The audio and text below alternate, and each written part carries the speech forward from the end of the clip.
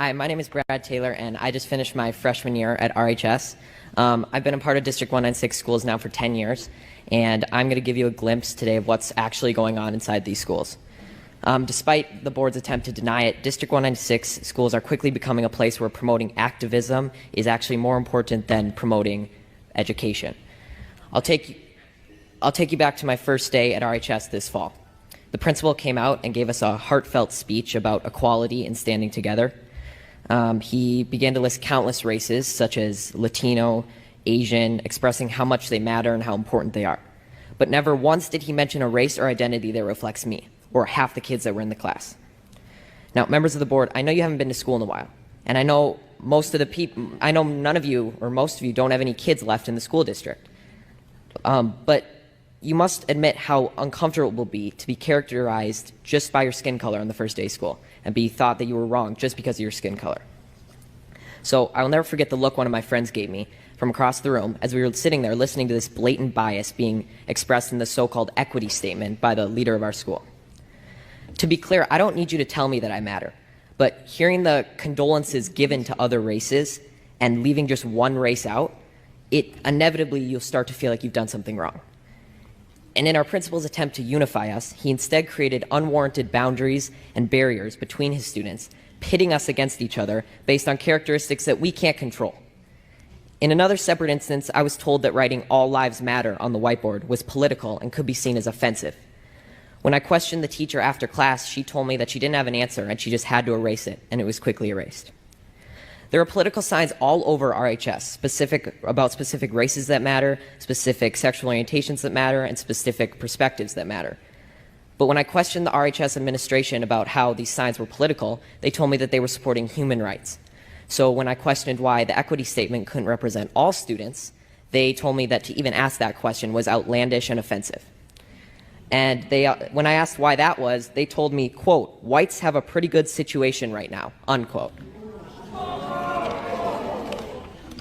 So is that not racism?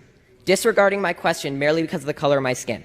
To be honest, after enduring a year of the people in charge telling me that I'm a racist and I'm privileged and pointing out our irreversible differences, I've never noticed race more.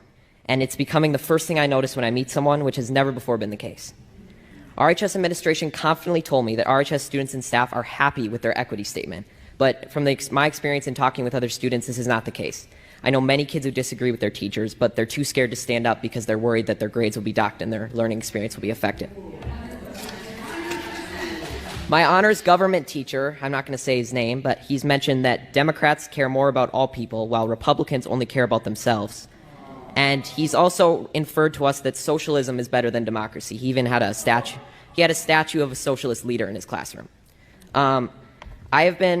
I've been told by a lot of kids that they just stay silent and adjust their schoolwork to reflect an acceptable opinion to secure a good grade. I've been approached by multiple teachers who have told me in private that they just want to say that they agree with me and they support me standing up, but they can't say it in front of the class for fear of being disciplined by the administration in some way or losing their jobs. There is clearly only one way to think in this district, and that is that they are teaching their kids to shut up if they don't agree.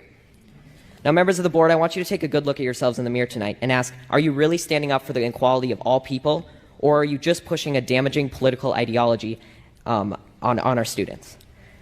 A fellow coworker at my job, who by the way is of color, discreetly told me that the schools seem to be pushing a very leftist agenda in class.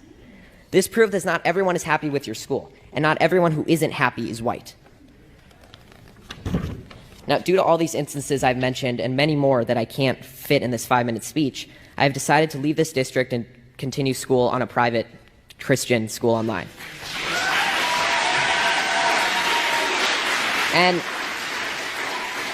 And there will be sacrifices, and I will not get to walk in the graduation ceremony or attend milestones at RHS, but I will be able to learn in an environment that is not intent on punishing me daily for my skin color and political views. Now, regardless of how you take my speech, whether you just shrug it off as malarkey or Fox News talking points, I encourage you to think about it, because someday I'm going to be a leader. I may be the president, a governor, or just a professional golfer, but I will never stop believing that everybody has value, no matter their skin color or personal beliefs, and it's a shame that you're not going to be able to say that I was an alumni of RHS in District 196. Thank you.